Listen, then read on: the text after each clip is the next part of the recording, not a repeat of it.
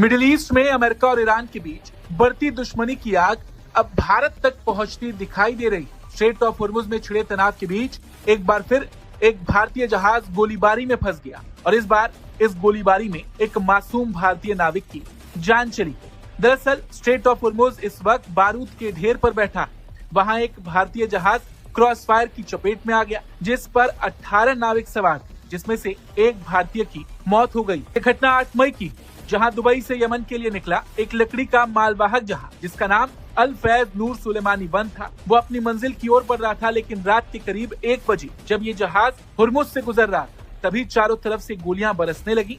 एक तरफ अमेरिकी सेना थी और दूसरी तरफ ईरानी सेना थी और इन दोनों की खूनी झड़प के बीच ये जहाज फंस गया और इसी क्रॉस फायर में एक भारतीय नागरिक की मौत हो गई। हिंदुस्तान टाइम्स में छपी रिपोर्ट के मुताबिक सी फेरर्स एसोसिएशन रिप्रेजेंटेटिव के प्रतिनिधि ने बताया कि 8 मई को होर्मुज में एक नाव के 2 पक्षों के बीच हुई गोलीबारी में फंस जाने से गुजरात के एक नाविक की मौत हो गई और 5 अन्य घायल हो गए। शिपिंग निदेशालय के अधिकारियों ने, जिन्होंने अपना नाम न बताने की शर्त रखी, इस घटना की पुष्टि तो की, लेकिन इसके बारे में विस्तृत जानकारी नहीं दी। उन्होंने बताया कि वो इस मामले में सहायता प्रदान कर रहे हैं। होर्मुज में हुई इस अंधाधुंध फायरिंग में गुजरात के द्वारका जिले के रहने वाले अल्ताफ तलाब कैर की मौत हो गई। अल्ताफ इस जहाज पर इंजन ड्राइवर के तौर पर काम कर रहे थे और जब हमला हुआ तो वो इंजन रूम के पास में ही थे। हालांकि बताया ये भी गया कि गोलियों की बौछार से जहाज बुरी तरह क्षतिग्रस्त हो गया और समंदर में डूबने लगा। अल्ताफ के परिवार में इस वक्त मातम पसरा है और पूरे सलाया गांव में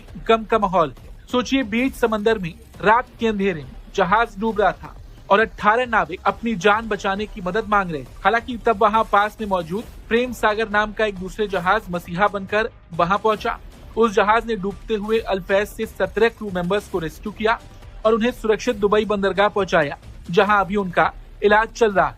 वहीं दुबई में भारतीय दूतावास ने इस घटना की पुष्टि की है और इसे बेहद दुर्भाग्यपूर्ण बताया। इंडियन सेलिंग वेसल्स एसोसिएशन ने भारत सरकार को पत्र लिखकर अल्ताफ के पार्थिव शरीर को वापस लाने और बाकी नाविकों की सुरक्षा सुनिश्चित करने की मांग की।